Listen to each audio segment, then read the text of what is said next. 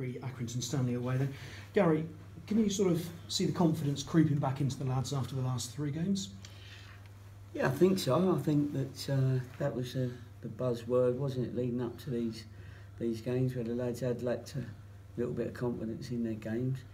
But it weren't, you know, if you're going to have confidence, you've got to have that confidence in yourself and in your teammates. And I felt the last couple of games they've been passing to each other, they've been moving. There's been more of a team energy, team shape.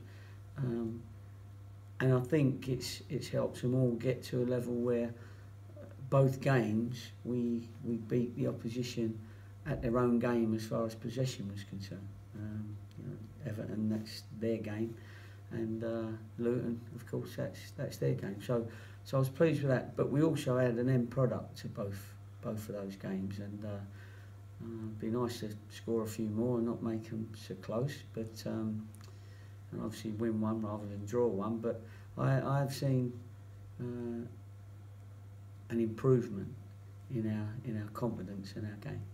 And how big now is the challenge to take that on the road and do it again at Accrington? Yeah, it's a big challenge, because Accrington are they're sort of like a streetwise team that play football, and they'll always compete, always.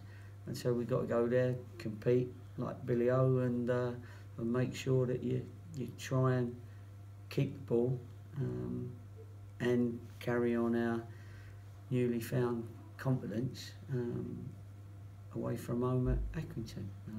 Not an easy one, but one that will be a good, very, very well-earned win if we do. And some people say it's mentally a difficult place to go, but I mean, presumably from the level you're at last year and the grounds you visited last year, you know, it's sort of, you know, not that unfamiliar a sort of challenge for you. Yeah, I know what you mean. It's not luxurious, is it? No, it's certainly not luxurious, and they'd be the first to admit that themselves. But listen, it's not something that you don't know about. We've been there, I've been there many times, a lot of the players have been there many times, and you just get there as late as possible and leave as early as possible. It's basically the tactic. A couple of players went off midweek against Everton. How are Jordan Cranston and Jack Munns? Well, we're going to give them extra days. Obviously, we had the game Tuesday anyway, and the physios are looking at both of them. They've both got a chance, but we're going to wait till probably tomorrow morning just to make sure to do all our set plays and things with the team, just to make sure that they're okay. And obviously waiting in the wings as well, Kyle Storer. How much better can he be for a couple of days training, or is he still sort of at that 20 minutes maximum type stage? Well, you're only guessing at the moment. You know he's not got 90 minutes, but it's what's in between 0 and 90. I think with him, he'll know, and he's professional enough to know where he is. And I'll have a little chat with him. He'll train today with us and tomorrow, and we'll see how close he looks. For me, he'd have a good half in him, that's for sure. But you know, we just got to wait and make sure that we don't set him back at all. Everyone else okay? Yeah, I think so. Just spoke to, we call him the Grim Reaper, Gavin Crowe, because he's always giving us bad news. But he's an excellent physio, that's for sure. But we had a good little bit of news on Dan Ullman that the specialist has said we can get going with him now. You know, start pushing him and getting him 100% sort of working, which is good. By Christ, he's going to work because we need him. You know, we want him back in the squad very quickly. So that was a good bit of news. Rowy's out probably for another week or so. He's had to have a bit of an injection into that ankle. So that's where we are at the moment. Is there a time frame yet on when Dan might be able to return? No, we've had time frames. We've had 6 different time frames since he was injured. So we'll just wait and see now when he's ready, and I'll tell you a couple of days before when I think he's ready for the next game.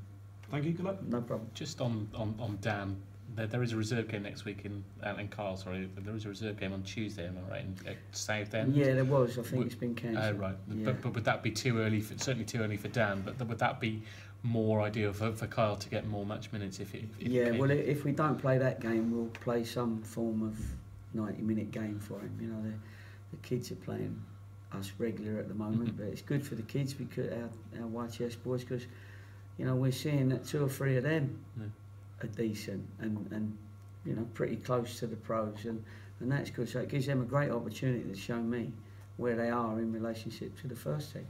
So you know those games are pretty competitive with the kids wanting to show what they can do. So they've been working for us over the last few weeks. So Carl won't miss out. Yeah.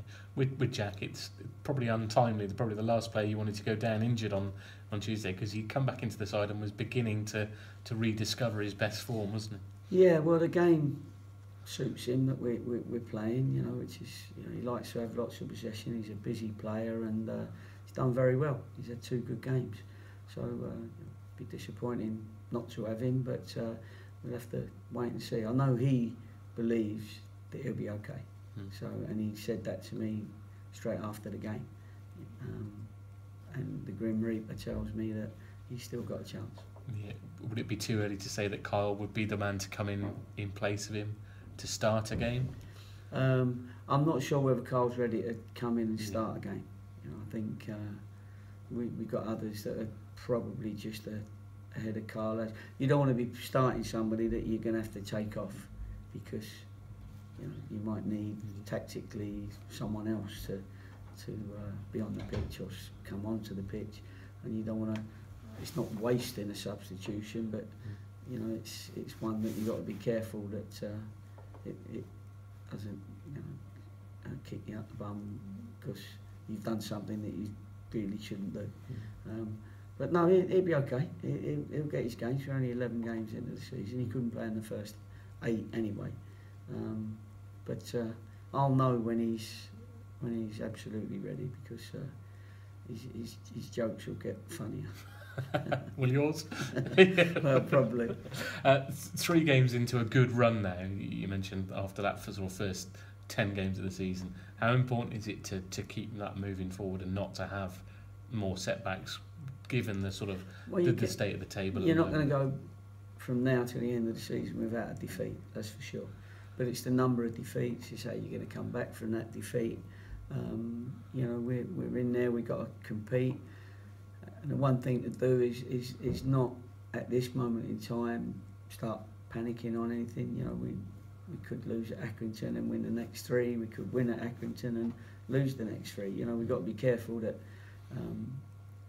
that we're not too overexcited about something, then all get down, and then we get up again, then we get down. You know, we've got to see it over the next string of 10 games. So the first 10, as you know, I was a little bit disappointed with, but the second 10, we started all right. And that's how I'll keep looking at it. Just ask Darren Downs this question. I was going to ask it to you before.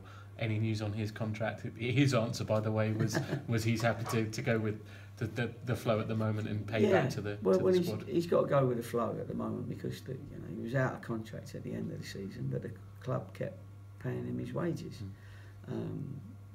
all through last season, all through the summer, you know, all that sort of thing. So it's a little bit that, you know, when the club's ready, and listen, there's no chance of us not wanting him here, and I think there's no chance of him not wanting to be here, so that's not a problem. But it's just when someone's been out that long and they've had the injury that he's had, you can't afford to give someone a long-term contract, you know, whoever it is, Downsy or anyone, in case they break down again and you have that same problem again. And you know, he's not the highest earner because a lot of them had new contracts and he was unfortunately injured, so obviously you can't give a contract to somebody who's injured. But at the same time, he's not a million miles away, and it's a matter of us keeping an eye on the situation. He's professional enough to understand the situation, and we're looking to do our best for him, but also you've got to think about the club's finances as well, and where he is and where we are right now. So, yeah. Have you been pleased with the way he's come back in and settled in back into the side? I have, for the amount of time he's been out. It's a little bit chicken and egg. You've got to play somebody to get them that sort of match sharpness, and then while they're getting that match sharpness, every now and again there could be a little mistake, and then you've got to upset someone else because you've left them out because you're trying to get to, it's a juggling game all the time for a manager, because you're trying to get your full squad fit to choose from. That's what you're doing. Otherwise you leave somebody out because he's not fit, and then you don't get him fit, and then he's injured, you've got to bring him back but he's not fit, you know what I mean? So you've got to try and, you're forever juggling, trying to get everybody to their 100% match readiness.